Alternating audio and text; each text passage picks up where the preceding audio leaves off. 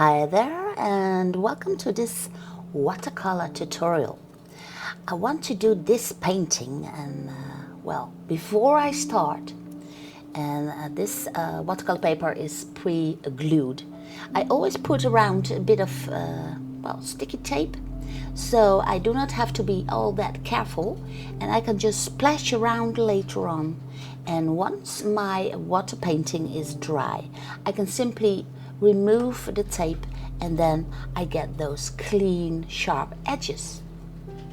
Now what I do first is I take a simple graphite pencil and I point out where about the boat is going to be and the horizon line and the two little men that are in the boat.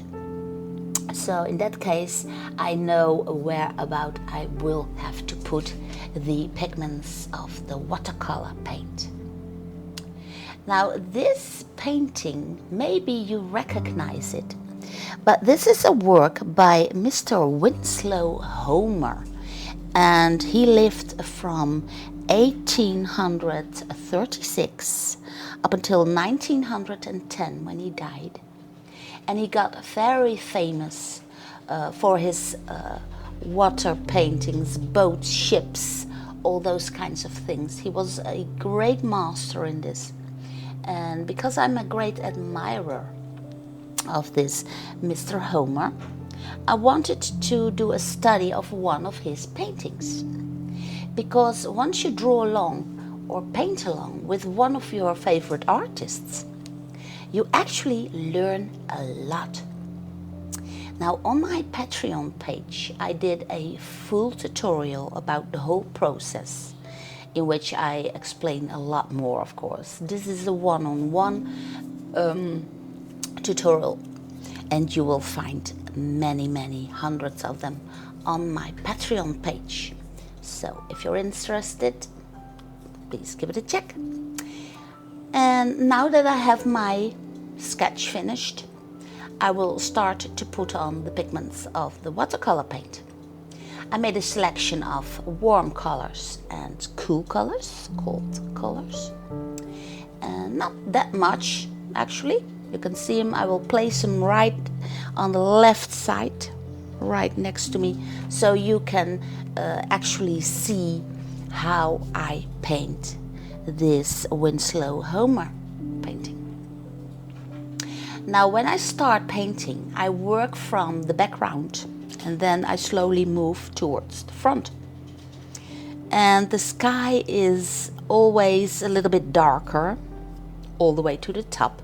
And then as the sky moves down towards the horizon, it gets a little bit lighter. And there are a few clouds in the sky, so I simply drag along the pigments if you want, and I tap in a little bit of dots around so I get some clouds going. And we will just see what happens once they dry up. Then it's time for the mid area, but I stay away from the cloud area. If I was to paint in an underlayer of grass and it would touch the sky area, then the pigments will travel around and move upwards into the sky, and I don't want that. So my first underlayer for the river bench and the green grass around, I simply put in and I spare out the middle section. The horizon section if you want. So first I put in a layer of some greens, and then over that wet in wet I place a little bit of burnt umber or burnt sienna, or well, as I see and as I watch that Winslow Homer painting, I can see a lot of different types of green. I see different types of brown. I even see a little bit of red. And on the river bench itself I see very dark shadows. And for that I simply use the Pines Gray. But I'm making sure that I am carefully painting around the boat, the paddle and the two men. I have to spare that out because, well, I will just, well, tell it already. There is something very, very obvious going on in this painting. And that is the fact that the man on the left, which is in the boat, he is wearing a yellow vest with red sleeves, while the boat is blue. And maybe you already know, but those are the three primary colors. So that is what this painting is about. And what I'm trying to achieve is work towards that primary three colors. Now, in the meantime, I also painted in the right front, which is also grass. And now I'm starting with the boat. But I make sure that the blue of the boat does not touch the pines gray and the greens of the background of the river bench.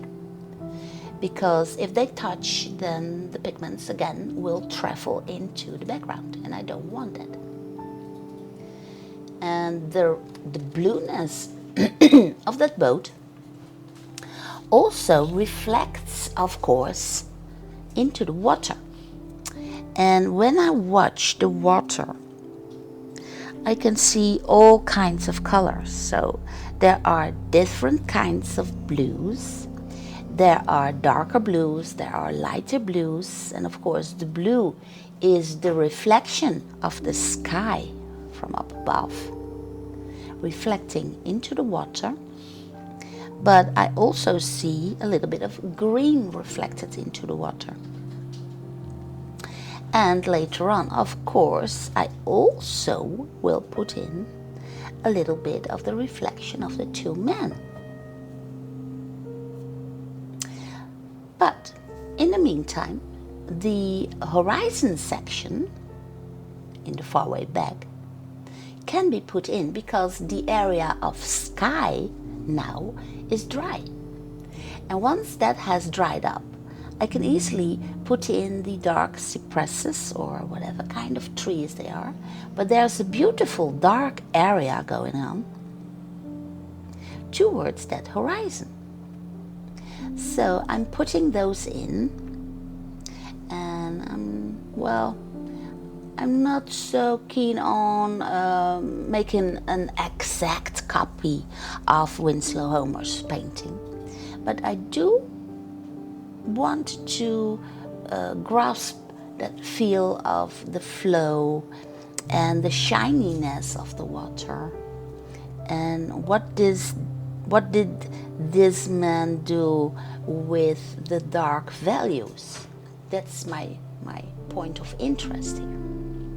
So the Pines Gray that I'm using for that horizon area, that midsection, I also place in the front of the boat.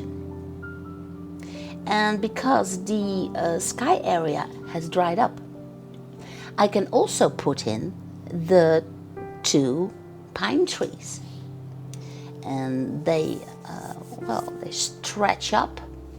They stretch up from the horizon, and there's also a bold branch. There are no little branches on them, and those bare branches also appear in the rest of the landscape. So I simply put in a few stripes there. But I also can see that there is some red vegetation in the front area on the river bench. So the warmth of the color red is coming towards us, and the man on the right has on a shirt which is grayish and does not have any color in it. except for his face and his hand, which is on the edge of the boat. That red I want to put in, but the face is all in the shadow. But you can see the redness of the hand and the reflection of the redness of the hand in the water.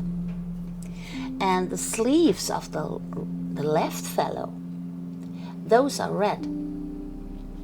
So I paint that reflection in the water. So I get in that center part, I get the three primary colors going on. And they tend to start working together, and they grasp the viewer's attention because of those primary three colors: the yellow, the red, and the blue. So if you pay close attention, then in basic this is a very simple painting, because well, you have straight lines, you have just an area of clouds, an area of grass and trees, and you have an area of water going on. So that is very simple. But the choice of colors that this Mr. Winslow Homer chose, I think they are brilliant. That is just magnificent, and especially the simplicity in which this Mr. Homer painted these two men is just amazing. And well, by painting along with him, I learned a lot. I learned a lot about reflection, about simplicity, about the power of keeping things easy, just by putting in stains of pigments, and just see how you can push up that contrast a little bit better, so that the front area just pops out. And then well, those two men actually are just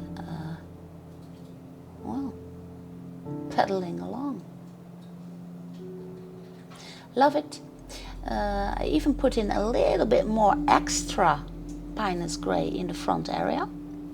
And the watercolor pigments always tend to dry up a little bit lighter than they appear when they are still wet. So when they are still wet, they look quite dark. But once they dry up, they always dry up just a graduate lighter. So don't be afraid to use dark values. And what Mr. Homer also did, I paid close attention, he put in a little bit of the white gouache. So I will do that too. He used a little bit of white gouache in the water area and on the little fellow on the left. He even put it on the little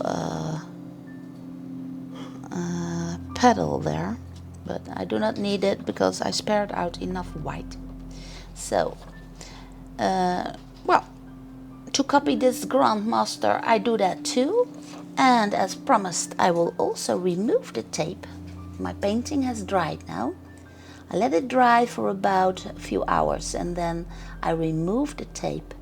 And then you can see what a beautiful sharp edges you get as you gently tear away your tape.